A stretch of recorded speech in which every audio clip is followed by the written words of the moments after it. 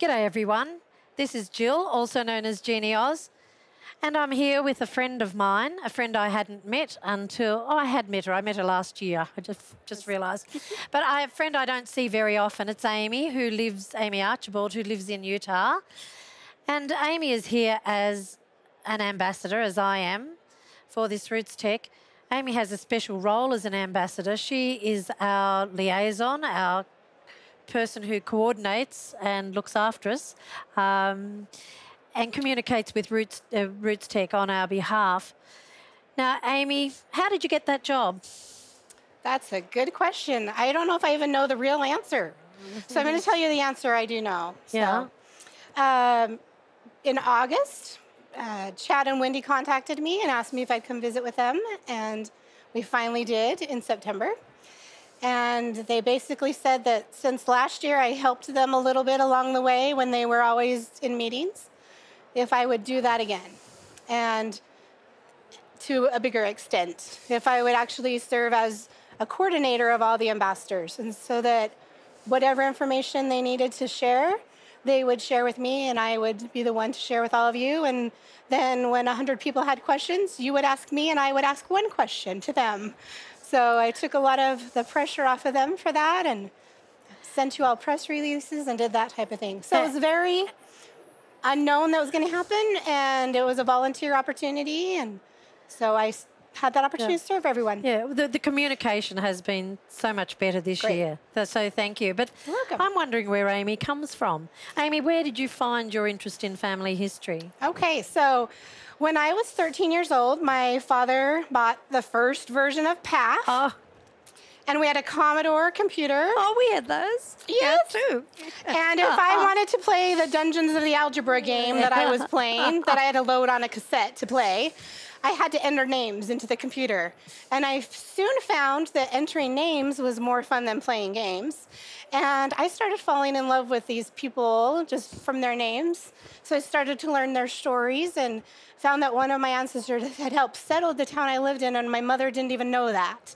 And so I started to become the family expert at a very young age, and soon learned that when I struggled with friends in the real life, that my ancestor friends were the best friends, and developed a great relationship with these people that I was getting to learn to meet.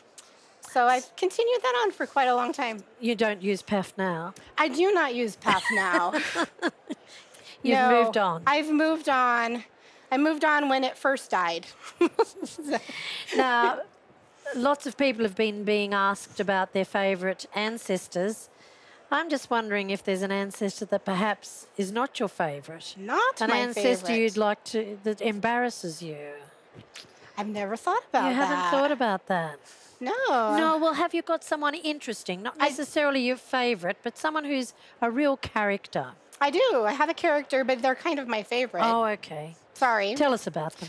So, Llewellyn Harris is my third great-grandfather, and he came from Wells as a small child. Uh-huh. Had multiple times in his life where he very quickly escaped death. His mother died when he was really young, and he lived on the street selling newspapers. And so some of the movies about kids doing that really resonate with me because he did that. He lived with Indians and learned some of their language. Worked his way west because he heard that there were people from Wells that were settling in Utah. And so he came here and learned about the LDS Church, but in the meantime went to California and got put in prison. Yay! There's my, you wanted to know. Oh, God, I've got 10 convict ancestors. Yes, It's he's in okay. prison. Look, we can't judge people No. by the times today. No. Times were different. Very different. Yeah. And they broke out of San Quentin and then got put back in. But then he came back to Utah, joined the LDS Church, served for 30 years as a missionary among the Indians, healed 406 of them of smallpox. And little pieces of his story help me as I teach my children. When they're struggling with different things, I share with them things about that. So I notice you're wearing beads. I have beads And why are you wearing beads? because they're very beautiful.